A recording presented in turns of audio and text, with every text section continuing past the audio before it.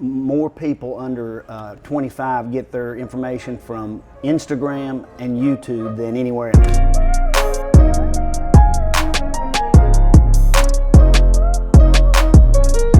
Hey, this is Deb, and this is Happy Hour with Deb, and today I have the privilege of having Tennessee native. Not native. No, not a native. Yeah. All right, Paul Goode, ladies and gentlemen, is with us today. Yep. Thanks for being Thank here. you. Welcome to Yeah, Happy Hour. Anytime you get invited to a happy hour, you got to go, That's right? right. Yeah. Take it seriously. Yeah. It's the best hour of the day. Not a native.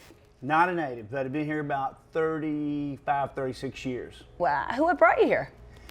I'm originally from southern West Virginia, and make a long story short as I can, I got out of school, high school, went to community college for a couple years. A friend of mine was going to law school in Akron. We both loved Tennessee, and especially the Knoxville area. It's beautiful. Yeah, It's a beautiful, beautiful state. So I ended up taking about a year off. He's going to his first year of law school, one of my best friends still to this day, and he hated it. I hated what I was doing, and we said, let's move to Knoxville. Yeah. And we literally, that next weekend, we were in Knoxville looking for a house to live and been here ever since. That was 1980, about 87. That is crazy. It is. Like you just were like, I'm going. Yeah. I'm just going. You're like the country music artists we shoot. They're like, we're just moving. Yeah. We're moving to Tennessee. We're just gonna pack all our shit up and we're going. Got to go. That's amazing. So what'd you start doing? I know your bio, but let's go backwards. What did you start doing when you got here? Well, we moved to Knoxville. My buddy was transferred into UT Law, and I was going to community college there in Knoxville to plan on moving back into UT.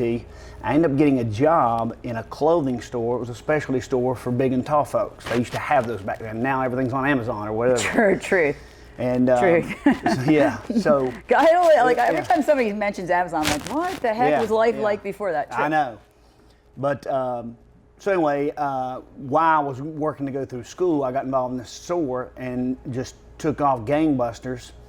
They loved me. I loved what I was doing at the time. Ended up running a lot of it, and they had 2 stores at the time here in Nashville. So they asked me to transfer down and run these 2 stores. Wow. Which I did back when I moved here originally, like in '87, I think it was, or somewhere around there. Wow. No, I'm sorry, probably '89 before I got here, '88, '89 to Nashville. Right. That's amazing, and you just fell in love with it.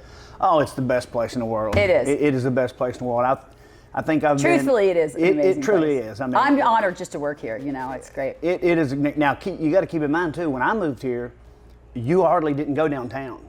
Right. I mean, in the late 80s, all the way up through the early 90s, there was not a lot of, there was about 6 bars downtown. I know. The original honky tonks. There was nothing on It's on true. this It was east side. totally not even Yeah. when country music exploded. The Ryman wasn't open when I was here. Wow. You know, they restored it in the later years, but once the mayor at the time, Bredesen and a couple others over time built Bridgestone Arena. Yes. And we got the hockey team, and we started having big downtown concerts. And then came Titan Stadium. Yeah, it took off. It just blew up. Well, you know, when country music shifted this country, you know, when the country music, now every walk of life is into country music. Yeah. In my opinion, the best music ever made. So no question. Yeah, no question. So it's shifted. Now, Nashville is the bigger than going to Vegas. Yeah, to celebrate. Yeah, there's no question. I mean, I tell people all the time, and I think I've been to about every big city there is, and almost every state that I can think of, but 5 or 6. I always come back here and think. The humbleness of these people is unbelievable. Everybody is nice. If they're not nice, they just moved here from California or somewhere. Right. Nothing against California. So listen, I'm from Texas. I get it. We got it. We're like, don't be messing this shit up. We got it perfect. Yeah. No, everything's nice. Cost of living's nice. I mean, is. It's and what I love about Nashville that people figure out real quick is, as opposed to Austin, a Dallas, a Charlotte, and Atlanta, they're so spread out.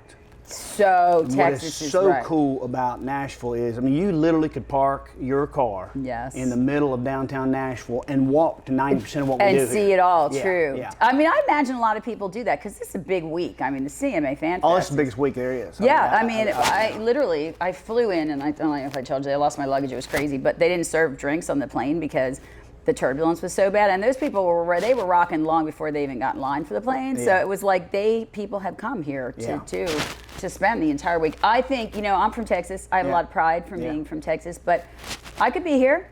I think you should move. I know. I know. Good realtor. I was just going to segue into the real estate. Tell us what you do. Well, I've been, first started investing in some properties in Nashville about 21 years ago, but it's been about 10 years now that I've been full-time real estate, just in Middle Tennessee. I go all over the state when people call me and ask me to look for stuff for them, but I concentrate between, we're in Sumner County here in Hendersonville. I hear that's it. You got to be in Sumner County.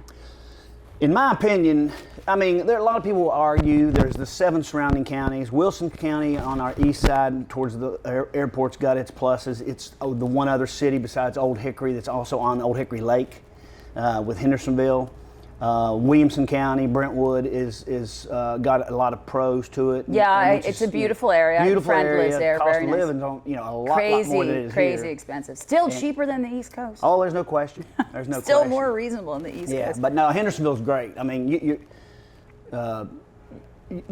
once you get on the bypass, if you're not in rush hour traffic, you can literally be in downtown Nashville in 15 to 20 minutes. Truth, I do it. It's a cheap Uber if you got an Uber. It is, right? And I agree. I mean, yeah. that's what we stay in the Hendersonville area. Yeah. One, the people are amazing. Yeah. Two, like, where you get an invite like this gig, Yeah, and where you get, absolutely. So, tell me about the movement of people, because even before the pandemic, this Nashville area was just. It was on fire. It was on fire. We went for probably in that 16, 17, 18, I'm sorry, about that range. We went for a period, we were having 14,000 people a month move here. Wow. And of course that's statistical facts about with the MLS and the closes that you have. And it's, when I say move here, I'm including the 7 surrounding counties, right? Either Nashville or a suburb, right? And that's funny because that movement happened in Texas, but we're so spread out. Yeah. Texas is so spread out; it can handle an overflux of people. Well, we're having to build a lot to catch up. No doubt, I can only imagine what they said. We're behind on a few things and our roads and so forth. People get mad about that, but we're one of only 6 states I think that have no road debt. I heard that. Yeah, so we pay for the state law is we pay for our roads as we go. Now that's so smart, though.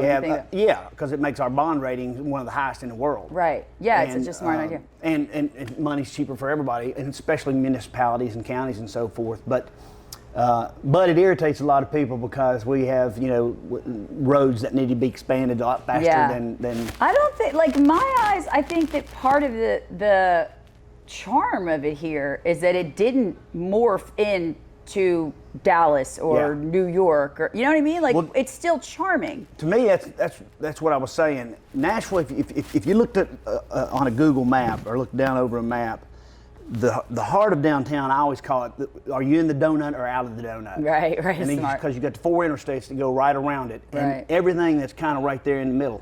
And then we have all these little pockets of East Nashville, Germantown, West Nashville, the Nations, and on and on and on, 12th South, and it's just so easy to get to everywhere, and it didn't blow the seams out like these other cities you're talking about. Yeah. I mean, just in Texas, they have the ability to hold it. Yeah. There's room to grow. Yeah. So you can keep going. So tell me about the move during the pandemic, when people were leaving these, liberal states to get, like, what was that like? And you're in politics too. What was that like as a realtor and in politics having, now you're the eyes of the nation, right? Because people, they want to live their lives. They don't want to be held down. What was that like? Like, was it insane? It was insane.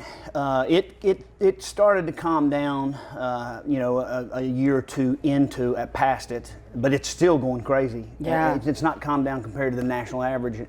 But there was a time that, you would have 10 offers on a property.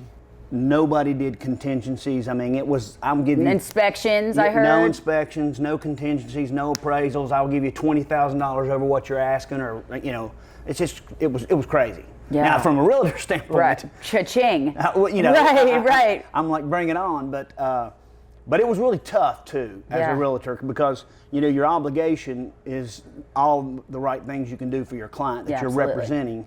And I hate it when somebody doesn't want to get a home inspection or an appraisal. Right. And that happened a lot. Right. And because and your equity is in your home too. Absolutely. Let's talk about interest rates. Interest rates today, if you're going to do a fixed 30, you're in that 7.4 to 7.5 range. Now, what happens to the people? Because I hear this all the time, right? My first mortgage with my first marriage, I think it was like 12%. Mine was 12%. Right, exactly, right? Yeah. So, like, you think of that in the whole scheme, but, now people are like, well, let's, it was at 2.2 at 1.2, which if you didn't buy then good golly, you know? Now it's going up. What's your prediction on, I know January was like the Feds are going to drop them, start regulating the market, and they haven't dropped. No, they haven't. They actually, the Fed said they would drop them 3 times this year at the end of last year. Yes. So obviously that doesn't look like it was going to happen. We all kind of thought it would because it's an election year. So hey, let's like all politicians, let's do something right and I'll take credit. Right. It's happened a lot in this administration, sir. But I think it's going to come back down. It just can't stay where it is permanently. I mean, but as you mentioned, my first house. 12 was right at 11.99. Yeah, and that same. was the 80s, and I was married at the time, not anymore. But I remember when we could buy our mortgage down to under 10, and we thought we won the lottery. Amen. You're like, what are we doing with all that extra cash? We're in a generation of people that are not used to having to pay for stuff. Truth. I watched a special not long ago on CNBC all about mortgages and rates and stuff, and they were questioning this guy, this so-called expert. I can go and blank on his name. Of what is it about this generation, the last 2 generations, so to speak, that you can't get them out there to pay for the car and do all this stuff. And the guy held his phone up and he said, because if you're under 40, you've lived your life on this. True. You've never really paid for anything. Honestly. So not to be disrespectful. Yeah, not that it's bashing. But I mean, no, it's not just at all. been when interest rates have been, 2.2 to 4%. Right. And they don't even know. First-time home buyers. It's tough. It's really tough. They're the ones I feel the worst for. Because if they don't have one of these jobs where they have super substantial money or a parent that can help them with a down payment, by the time they get an average 18 to 20% conventional down payment on something, and the interest rates are where they are, and their note's $2,500 a month, it's a lot. It's a lot. It's a ton. Yeah. And I know here in I'm Tennessee. sorry to interrupt. Go ahead. Rent here is probably like Texas. Rent is way high here too. So, I think it's gone up here from what I'm, we have a mutual friend and that it has gone up because it used to be like Texas. Yeah. It used to be it's gone way up. Now, when you get into Nashville, there's pockets that it's starting to come down a little bit, mainly because of all the growth of condos and new apartments and new houses over the last 5, 6, 8 years. Yeah, I mean, everybody's coming. I think that's part of the reason everything got jacked up in Texas because, I mean, it's open season. Yeah. More Americans are renting now than ever before. Yeah, I can see that. Yeah. Probably here too. I hadn't looked that statistic up, but especially probably in Davidson County. When you say Davidson County here, that's the same thing as Nashville. We have 3 metro counties out of all 95 counties. So Davidson County and Nashville is one and the same, and that's the case there. Yeah, I mean, it's just become so many people are telling me that they're just priced out. Yeah. How the interest went up, the cost went up of the houses. Yeah. Where do you see this leveling out? I really predict, regardless of what happens in November, I hope I'm right, but I see it coming down between the election and between the end of next year. They regardless of what you think political, they have kind of starting to get a hold on the inflation, although it's not come down as much as they wanted it to. Yeah. But it's got to come down at some point. At some point, and I think things are going to slowly turn around. It's not going to be that jump back to where it was. Right. And I don't know if it'll ever go back to 18, 19, 20, 23, blah, blah, blah. But it's going to come back. Nashville's one of these towns. Middle Tennessee is one of these towns that everybody wants to come to, and they do ECD, economic development predictions on companies that are still coming here. Wow. That are predicted to come out, and they hadn't even broke ground, and they may be coming in 2, 3, 4 years. Right. Amazon, stimulating the economy ones, and bringing big jobs. And they're still coming. Yeah, that's great. Well, I mean, the tax structures here are perfect. The No living, state income tax. no state income tax, which is just mind exploding, and it's just it is Southern feel. Yeah. It's got a lot of charm being here too. I could easily. Do you see the prices? Because we went from houses being to 200 to 600. Like I don't think there was a middle ground. Like it just kind of exploded. Do you see prices of the actual house coming down? No. Yeah, I think we're just. I really don't. I mean, for the first-time home buyers and many others, I kind of hope they do. For the folks that are trying to build the equity on top of what they have in our own equity, I hope they don't. Right. And it might level out a little bit, but it's there's too many pros for moving to Middle Tennessee in the surrounding counties and Nashville for it to the demand is still there. Right. And the demand is not going to level off and go down while they're still coming as fast as they can get here. Absolutely. Yeah. What's your, I'm from Texas, so, we all have a thought about people coming from other states. Like, we say, don't be Californian up our Texas. Yeah, well.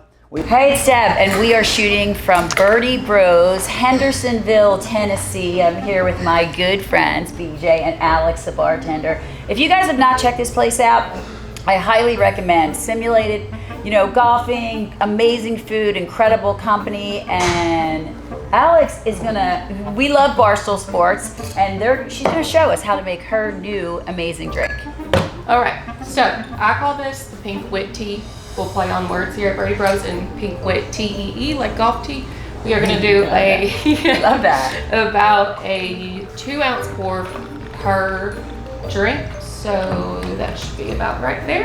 And you can kind of make this however you want. I've mixed it up so many times, just even today. We love how you're repping it too. We love it. But as I was telling Deb, I have these bottles on top of my cabinets, and it was not my doing. So, but I do love it. I was introduced to it, and I used to do just Pink Whitney and sweet tea. So that's definitely an option if you don't have all of these other options. But that's a summer refreshing. Yes, love that. Sweet tea, ice by the lake. Pink Whitney. Yep. Damn. Let's go. But today we are going to shake it with a little bit of sweet tea. Well, actually, it's unsweet and sweet. Half and half. A little half and half. Little mixing. We are going to throw in a little bit of cranberry juice there. And a little bit of lemonade. And then you can also top it with Sprite or lemonade if you don't want to put it in there. Either way, it's fine. It's going to taste good no matter what. I'm excited. I'm excited too. This is a good way to This is roll gonna it be in before you refreshing. get- Yeah. Alright, so now, obviously, strain into your Collins cups. It's pretty. So I'm actually going to throw a little bit of this twisted tea in here, just for a little bit of flavor and a little bit of stickiness I've on the never bar. had that And then we're going to before. I've had throw the a teas, little Sprite on there, just as a bubbly topper. If you want it, again, you can do a lemonade as well. And then why not make it pretty with a little splash of cranberry as well. Beautiful. And I forgot your straws. So. We don't need them. That's all right. Great. There We you don't guys need go. them. Ready? We don't believe it. Let's do Taste it. test. Ready? Bros. Let's go. Cheers. Birdie Bros Pink Wit Tea. Oh, that's delicious. That's This refreshing. is a summer drink. Alex, thank you, my friend, Yeah. for getting Well done. kicking off our summer with the new drink. Cheers to Well you. done. Happy summer, Cheers. my friend. Happy summer. For the most part, most people I think are kind and mean well, but it is different, and I don't mean disrespect, but there are people that are coming from the Colorado, California, a lot of Californians in Texas. California, and all over the Midwest and the Northeast. Did you get that flux of New York, East Yeah. Coast? Oh yeah. Yeah. Yeah.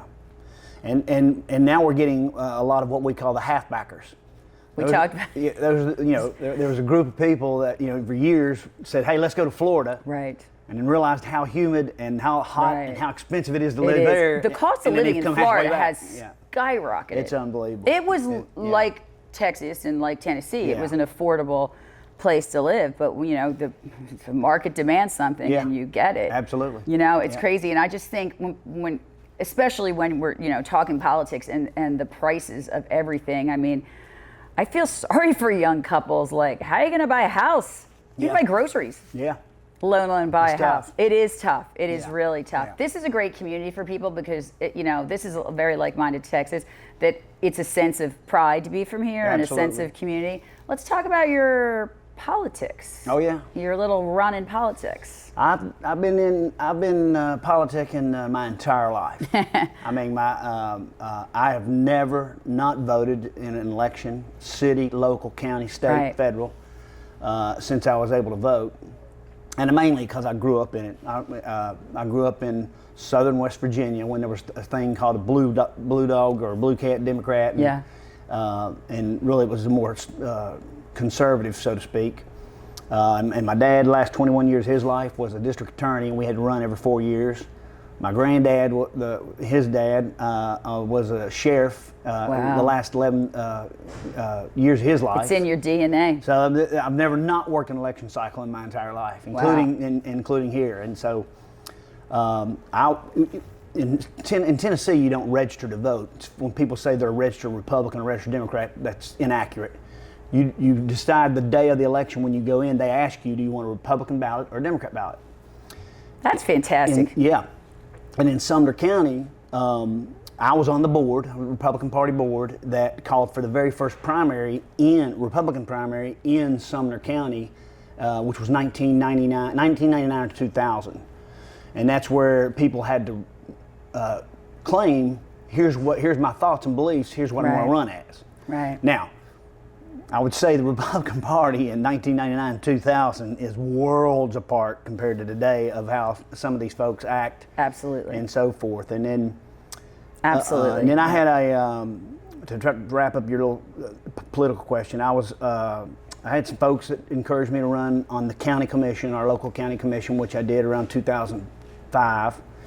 And then which I won that election, wasn't supposed to, in a hotly contested race with some incumbents.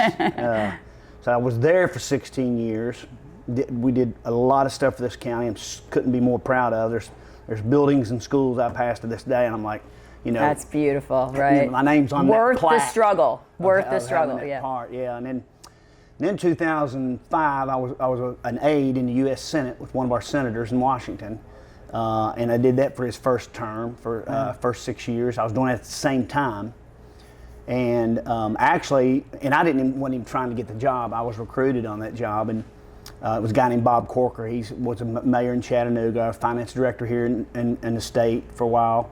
Great guy, super successful guy. And actually, they asked me, would I resign from the county commission? I'd just won that year prior. Oh, jeez. And I said, and you've served the community. These are your people, right? And I said, no, I can't. I mean, if that's a deal killer, just kidding, and I wasn't trying to get the job. Right. So they said, no, well, let's look into it. So they had to get a Senate ethics hearing to see if I could do it. And what they were worried about was would other counties say, hey, he's got this guy from Sumner County, and they're getting X. But it was the opposite. Wow, so these county mayors and stuff, when I was introduced in all these counties, because at one time I traveled the whole state and then ended up being 35 counties when we had a state director, and all these county mayors and stuff, they're like, man, this guy's one of us. He gets it when we're talking about our local stuff. Yeah. And then I was on the city council recruited here in Hendersonville there was a person that resigned that lived in my district, and the mayor at the time and a bunch of them asked me to put my name in the hat, and then I was unanimously voted for that, and then won another election with that, and then so I've done it both. You've done it all, right? I was on the county. At one point, I was a city councilman, county commissioner, and U.S. Senate staffer. So that's crazy. Lots of miles. Yeah. Why, in your opinion, especially now with younger people, and just the understanding that it is a privilege. Yeah. To vote. Yeah. That we're granted the right to decide who What do you think's falling off with this voting thing? You know, I may offend some folks, but a lot of it is, you know, the way you and I were brought up, you know, with grandparents and dinners at homes and was just totally different in my opinion. Totally different. Today. Agreed. I know, but there's a lot of good people out there doing their part. I think it's actually changing a little bit because where I've been involved in a lot of the schools and some boards and so forth, it's changing a little bit, but I don't think it'll ever get back to where it was between everybody that lives on their phone and their iPad and not really watching the real news. Right. Well, that's where people get their news. Right. From their social media. Right. And I'm like, what a skewed point that has to be, you know? I heard something the other day that more people under 25 get their information from Instagram and YouTube than anywhere else. Those are very reliable sources, Paul. I mean, like, I Can know. you imagine? That's scary because they are our future leaders. Yeah. You know, I just think, to me, when I was growing up, I always thought it was an honor to vote, you know, to have a say in who is ultimately going to do what's best for the people. But I hear people say, I don't want to register to vote because I don't want to get called for jury duty. Right. That's a broken system. Yeah. That's a broken system. Like, and then complain on the other end about things that aren't happening. How do you think we teach people or show the importance of voting? I think some of the things that are going on in this world and locally here, and because a lot of what's happening on the federal level is coming down to these smaller levels, and these people at these lower levels are even seeing, you know, how our people act in Washington now, where you just say you're wrong, you're lying, you're making it up, and it's crazy. And you know, that's filtered down, unfortunately. Absolutely. I mean, it's here in this county with a couple of groups that all they want to do is fight. It's so crazy to me. It is. Like, this is my theory. And we're all Americans, right? No matter whatever your belief is, we're all Americans. We are a divided nation. Badly divided. Probably the worst it's ever been.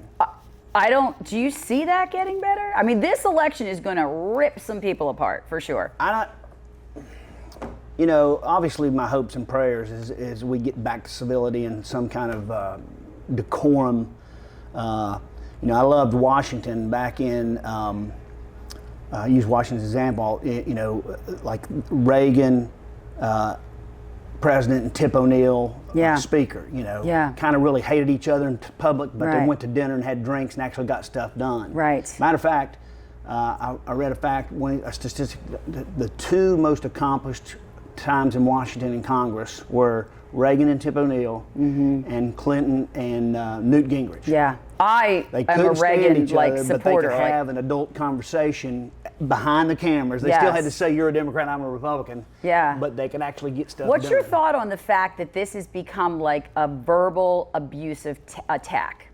Nothing's on. I mean, you put the news on now. Like, I never hear about issues anymore. I hate it. I don't hear about issues. I hear like attacks on the other. Yeah. Well, when are you going to fix some stuff? I hate it. Be honest with you, I don't think anything changes. Won't mention names, but I'm one of these folks that I don't think we have a good choice right now. Yeah. I don't care if you're far to the right, far to the left. Right.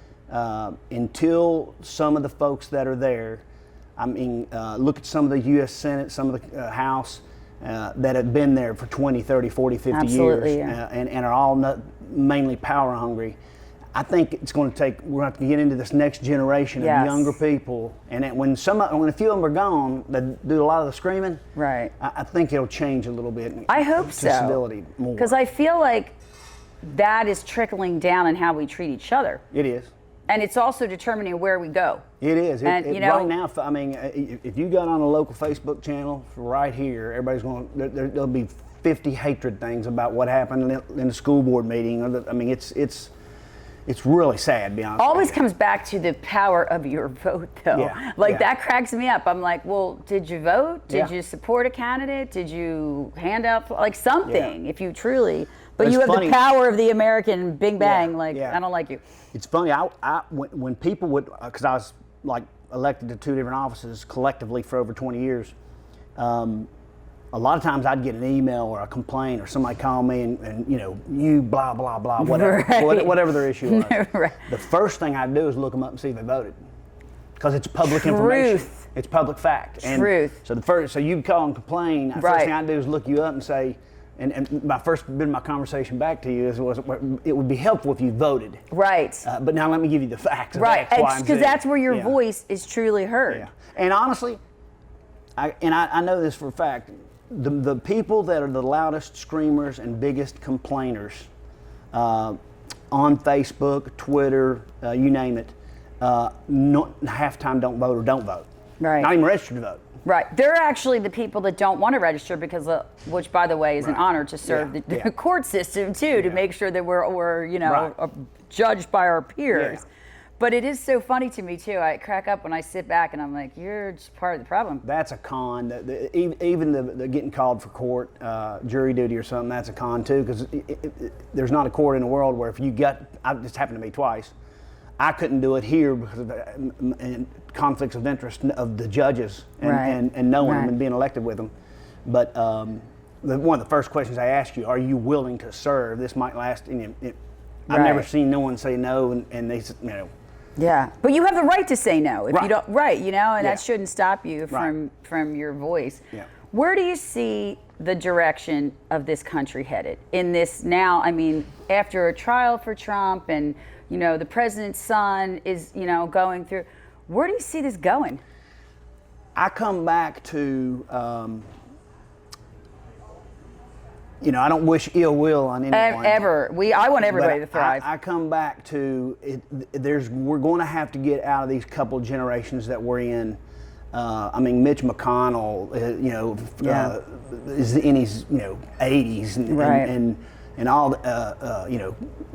Trump and Biden 80s. I mean, it's too old to run a country. Yeah, and you can just watch the way some of them act. It's all about power. It's not about what I can do for the country. I never ever hear. No. Back in the days, even though they would fight, you used to have debates. Right. About what do you actually want to do. Right. And now it's about how bad do I hate my opponent other guy or the other team. Yeah. So because you've been in politics, what is your thought on a debate? Because the presidents are scheduled this month, the former and the current. I think they should have as many as they could. Right. Yeah. What's your thought on it being so, well, it has to be my way or the highway? Like, it's so regulated now. Like, people used to get up and work the issues. Yeah, it works. And I say that from being on a presidential debate committee when we had a debate with Obama at Belmont University. Right. And I was on the committee as a Nashville delegate for the U.S. Senate. So I was on the committee that put that stuff together. So, but it's just like, what do you think's fair? What do I think's fair? What's off limits to you? What's off limits to me? But let's work through this because we've got to inform the American people. Absolutely. But we don't want to go down these rabbit holes and so forth. Now, lately, some people don't pay attention to those on both sides. I mean, both sides. You go back to 17, 18 when they were debating, and they've got to get a better hold on it. But they don't tell us on TV and the news what they're going to do. No. And it's kind of a joke. And they now all run these PAC ads that are kind of a semi-joke, if you ask me. Yeah. And then, so I wish they'd have one a month. Agreed. Yeah. I mean, I think if you believe that, and truly, this is, I want to make this nation better, you want to get in front of Americans. Absolutely. Like, especially now, when we're just so completely divided. And, so what's your prediction?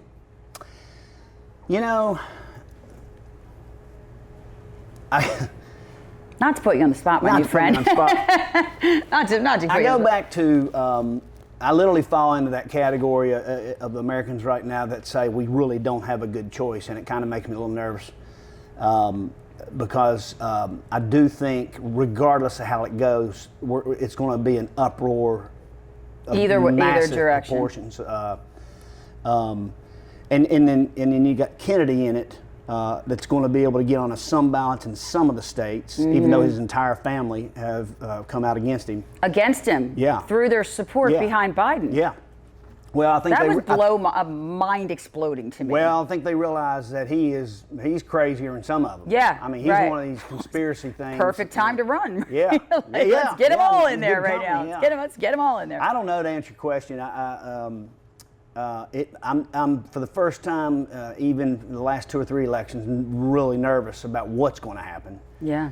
But it's going to come down to independent turnout. Period. Amen. I agree. I don't care what happens, but those people that are on the fence, that are sitting there, actually the ones that are truly on the fence, that are torn between this one and that one.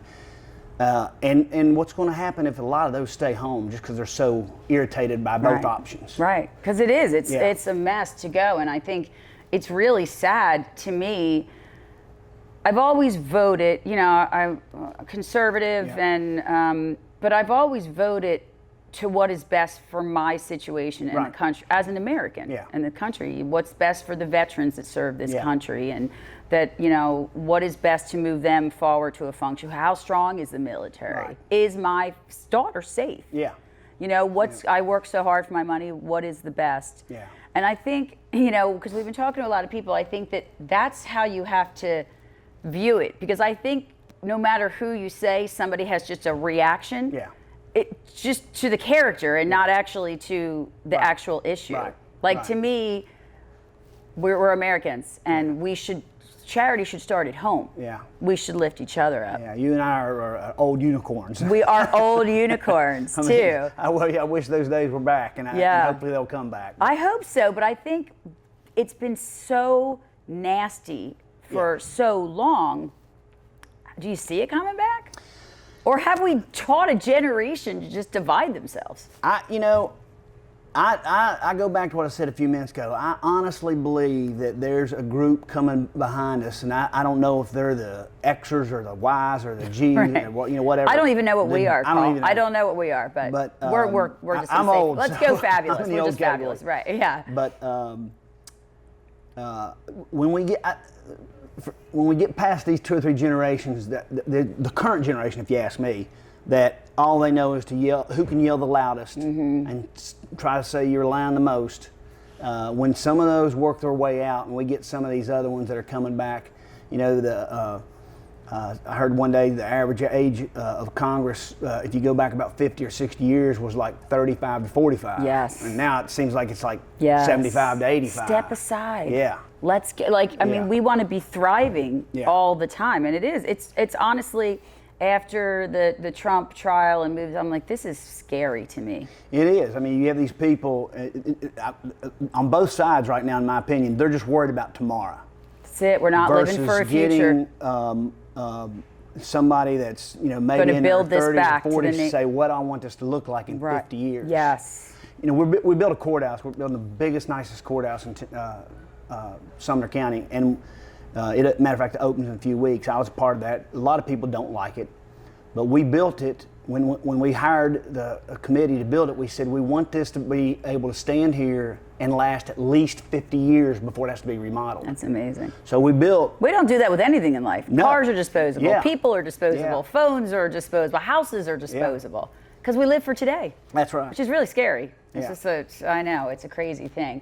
So how can you sell them a home in this beautiful area of Tennessee? Hey, they're coming. I encourage anyone to come and visit Nashville if they haven't. And when I say Nashville, I'm always including the 7 surrounding counties, including here. We're one of the coolest suburbs around. Truly one of the coolest suburbs, Cost of living's not much. We got a small little lake over here in the background, which you can get on the lake, go through the dam, take your boat to the river. To downtown Nashville. We're going to go to Rutter's tonight and listen to some music. There you outside. Go. Yeah. I mean, why not? It's summer, right? Absolutely. That's a nice place. Yeah. So how do they get in touch with you if they want you to be the tour guide for this? Well, they can call me. You can put a number out here. It's 615-479-5088. I welcome them. And my email is my name. It's paul@paulargoode.com. Awesome. Do you have social media? Yeah, my Facebook is paulargoode.com, and Paul R. Goode on Facebook, and that's I use that. I use Twitter and a few others, but those email and Facebook and phone calling. I'm an old school guy, so but texting and phone calls is what I do. It's how you get in touch with people, 90% of my stuff. I know. I got paulsellingnashville.com is a website also, but. depends on who's looking for a house. If, Right. if they're 28 or less, they're going to text you or send you. Right, I know. I if like they're go through 30 the and days. above- I'm like, I missed all 11. Yeah, I'm like yeah. you. I believe in the good old art of conversation. Yeah, I do too. Absolutely. I think that's how you meet people. So, will you come back as this great, amazing area is growing? Oh, absolutely. And like join the road. And I'm like, I'm in. I'm like, I could leave Texas and come here for sure. Yeah. And that's saying a lot because I'm Yeah. really proud to be from Texas. Yeah. But I feel it, like the sense of community here. So we're going to bring you back and we want to talk more about Anytime. this industry and how it's growing and the interest rates Anytime. and how people keep it as happy hour, and So- you can't. How can you go wrong? Let me tell you this, Paul. There's been two guests that have taken this happy hour thing seriously. It is you, Yeah. and it is Chris Strait who owns this place. Yeah. They're coming there like, you said it was happy hour. I'm That's like, right. that's I it. mean, that's a good hook if you ask me. Exactly. Well, cheers. Cheers. Thanks for coming on Absolutely. and now being our new friend here in Nashville. Absolutely. Come and stay. Yes, it's a pleasure. All right, thank you. Thank you so much.